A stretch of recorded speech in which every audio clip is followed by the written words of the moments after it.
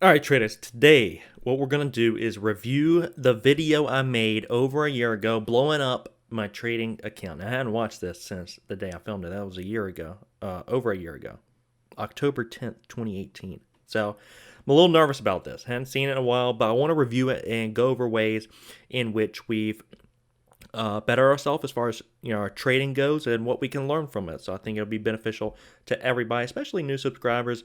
Had about half or less or more around this time. So let's go ahead and see what happened. All right, traders, thanks for hopping in here today. Not a very fun day today. I haven't seen a breakout yet, and I went kind of all in on NIO. Kind of blew it up here. I don't really know where to start today, so. Oh man, just hearing how down I am, it's depressing. First problem I just heard, going all in. Never go all in on an individual stock. We'll get into that in a little bit further, but that's what happens. When your opinion is so strong, it's very hard. It makes it even harder to get out of it, and that's why we need to avoid opinions at all costs. Let's continue. I'm just going to be rambling a little bit. I think you will learn something. This is painful for me to do today, but I want to be transparent. I want to be vulnerable because there's not very many people teaching this out there who are like this. Well, like I told you guys before, normally I don't trade pre-market. Today was the exception. That did not work out. Kevin, follow your rules. It's not fun being Ugh, guys. You got to follow your rules. You got to plan your trade and trade your plan. If you don't do that, what are you? You're a gambler. You're not a trader. Because as far as my trading goes, I've never felt this low before. I'm not saying that to ask for sympathy. I just haven't. But I want to talk to you guys about the setup I was trading. This inverse head and shoulders, hit resistance once, twice, three times, a lot right here. Right here. This is resistance. When the stock is below that, that's resistance. And this is the inverse head and shoulders. It's a bullish pattern. This is the head right here. Here's a shoulder, and this is the neckline. So I thought that this stock was guaranteed to go up because it was a bullish pattern, the inverse head and shoulders. We had the head here, the neckline. It was, resistance. It broke resistance. That's when I got into it, is when it broke resistance. And then it didn't end up working out. And that's what happens a lot of times, no matter what the pattern is, inverse head and shoulders or bull flag, whatever the case may be. If our opinion gets in the way and we think, okay, this is the holy grail pattern, it's going to work out. No pattern works out 100% of the time. That's something we have to understand. At best, a lot of times the bull flags may only work out like 50% of the time. Honestly, we'll see fake out breakouts, and then the stock just traps a bunch of longs, market ordering in, and then we see the fake out breakout. That stock ends up, crashing back down. So there's a few things. I mean, there's a lot going on here that we're already learning, and we're already learning from as far as this goes. Is don't put all your chips onto one stock. Now, as I've been trading, I have consistent position sizing across every single stock. I'm never going all in on one stock ever again, no matter how the setup's looking, no matter my opinion, no matter the ego, not letting ego get in the way. If it's a high probability setup, I'm putting some chips on the table, but never going all in. I'll put chips on the table on pocket pair of aces, pocket pair of kings, queens, and I'll diversify my portfolio, but never going all in.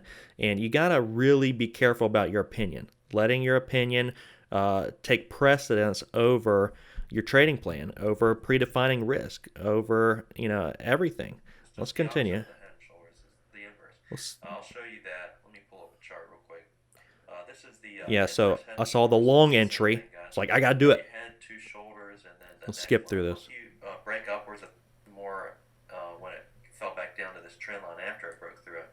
I had an average of 815, and I was really looking for this to move on up. I knew this was going to be resistance around 850. All right, so I got in at this break, which you guys saw by the chart was a long entry. If you guys are trading the long entry off of this, that's a long entry. Ended up being a fake out. The market opened on up, and all these buyers that were in here ended up selling their position. The thing ends up tanking. I was buying at the top, essentially, instead of buying at the bottom. Wait for this thing to pan and go off, buy the fear, sell the euphoria. That's what I do now. But the problem was, if I'm going to trade, if I'm buying at the top, I'm buying this breakout, and I'm playing this trend line, which was resistance and is now support, I still wasn't respecting my risk. My opinion and belief on this stock was so strong that I just couldn't get out of it. I just got into a state of paralysis, couldn't get out of it, and turned into deer in headlights. And that was all she wrote. That was prior resistance pre-market. But I thought this neckline here was going to turn into support because prior resistance turns into support once you break through it. That's what I was looking for, so I added right there, and then the market opened, and I guess everyone just took their profits, and then short sellers came in. Everybody but me. Pretty heavy on this one. Taking my profits. Of the pattern, inverse head and shoulders, and because we broke through the neckline. Another reason I felt pretty comfortable with it is because it's a recent IPO. I did trade it, was successful with it. And also what the news is today, the catalyst is that one of... Hey, let's do this, guys. This will be interesting. NIO, I remember this company actually very well. It's like an electric vehicle company based out of Canada. They were trying to pretty much mimic Tesla. Let's look at the company now and see what they're trading at. NIO. And they're actually trading today. They're actually doing all right. They are at $4.22. They had a gap up overnight, surprisingly. And they were trading at $7.92 at the time. So stock hadn't done too well. All right, let's continue. I felt pretty good about it. I was up quite a bit in here. But you know how I am. I always take my profits so early. And so still do. I just said, you know what? I'm going to let this one ride out all day. And if it comes back down in this trend line, I'll add to it because I think it's going to be moving up. That was my mindset. I thought, okay, if it breaks 850, then it's most likely going to probably... So I went all in and said, I put my space boots on, this is not fun to post. going to the moon. This is being vulnerable like this and showing huge losses. That's not fun for me to do at all. But the reason I'm doing it is for you guys. I really want you to benefit from this. I want to see you benefit from this. That's what gets me excited. I get excited for you guys because when I started 2.5 years ago, I had no one to learn from who would actually show losses, who would be vulnerable. It was only the cars and all the money. No one showed the losses. Looking down here in the comments, it's been a while. Don't give up. Hey, never giving up. Never giving up. We're either going 6 feet deep, getting a toe tag thrown on me, or it's going to be consistently profitable and going to bring you guys along the way. That's how I've always thought about it. I'm with you. You're going to the moon. Absolutely. Blow up your account as well. Join the club. Everybody blows up, guys. I mean, that's why so many people watch these videos. It's because it's relatable. I mean, everyone, when they start out, blows up an account. At this time, I had started trading 2.5 years ago.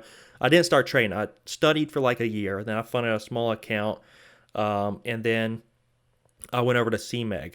And that's when I blew up at CMEG. I actually grew the account at first from 1,000 to 5,000 and then went to CMEG and had absolutely no discipline whatsoever. And it wasn't fun. No discipline. I thought more trades, the merrier. I'm going to be trading all day, every day, making a ton of money. And I was racking up commissions and I was trading all day, but I wasn't making money. Let's see what else is going on. Today's a very bad day.